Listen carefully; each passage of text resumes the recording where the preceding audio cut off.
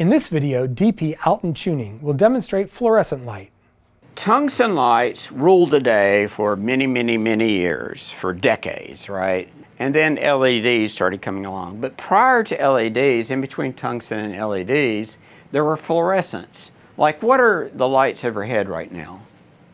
It's a fluorescent light. Most office buildings are lit with fluorescent light, usually overhead. And they tend to be in long tubes, and they're cooler, they're efficient, they don't use much electricity.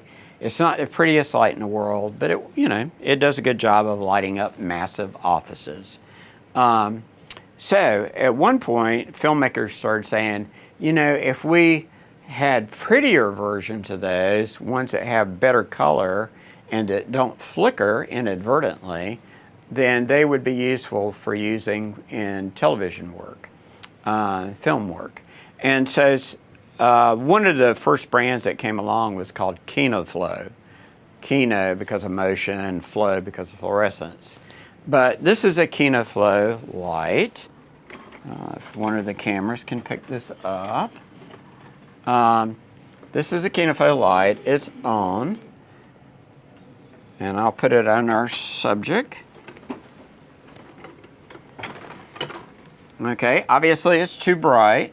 I can dim it down to some extent. This has a dimmer built into it. And it's a pretty attractive light. It also could be considered a panel light. It's somewhat like this light. It's a big panel of light. All right, it's essentially a soft light to some extent. I'm going to turn this to the cameras again. This one has, if you can see this on camera, has louvers inside to channel the light. This light does not have louvers, and so the light tends to spray out more. This is more channeled. Can y'all see that from your? Okay. Also, now I'm going to take the channels off, the louver off, and hopefully this isn't too bright for your cameras. How many bulbs are in there? Actually, there are 4. So 3 of them are warm and 1 is cool. They can be taken out individually, so you can make them all.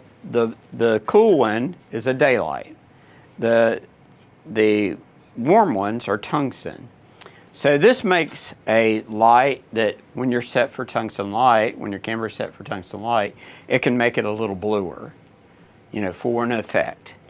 So you can interchange the lamps. It's somewhat like what you could do with with our friend, the LED here, where you could change the color of it. It's like that, but you're changing the color by actually physically changing the bulbs in it. So it's not as convenient as this, but it is another way of working with that. And these are very cool. You can lay your hand on them, and you're not going to get burned. I would not lay my hand on the little tungsten light here because that would burn me. You can lay your hand on them, and they're very lightweight. So they have a good long purpose too. They don't last as long as LED lights. They don't have the longevity of LED lights. At the same time, tungsten was going strong. I'm going to hold off for 1 second and say something about this tungsten light. You can see it's a hard light. Hard lights cast this very sharp shadows. So you can see her shadow behind here that is very distinct.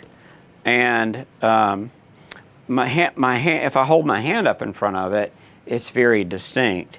Whereas if I get rid of that and bring up the LED, which is more of a panel, you'll still see a shadow, but it's much softer. The more I move my hand away, the harder it gets, but it's still pretty soft. I mean, I can cross over and you don't see a defined edge to the shadow. So that's the difference between hard light and soft light. One is not superior to the other, it's just different things. Okay, so at a certain point, the only lights that were used outside for the first, I don't know, almost 100 years of movie making, certainly the first 75 years of movie making, were either giant arrays of tungsten lights, where, I mean, lights that, this is 100 watt or 150 watt. They would use lights that maybe are 50,000 watts, you know, so the equivalent of 500 of these. The sun is awfully bright. It's hard to do anything that's nearly as bright as the sun. So you have to do something really powerful to affect the sun. There was a particular type of light, which I'm not going to have here to demonstrate, called a brute arc. And it was the only other thing, aside from giant arrays of tungsten lights, that would make a difference. And I'll show you some photos of them. It was actually required a lot of electricity, direct current electricity, and they would take, it's almost like welding. They would take carbon rods and get them to just the right distance, and at the right distance, electricity would jump from one rod to the other rod, causing a massive amount of light, right? But as it sat there, creating a massive amount of light, the rods would burn away. And so essentially that's what was going on inside these fixtures. Is there was a chemical photochemical reaction going on, and somebody would have to keep tweaking the rods to keep them getting closer and closer, but just at the right distance to create that. And it made very bright light, but they were cumbersome and difficult to work with, and a person really had to know what they're doing. Click on the next video to continue. New videos drop every couple of days. If you like what you see, like and follow us on our social media channels. And everything is downloadable for free on our website, ruchiproductions.com.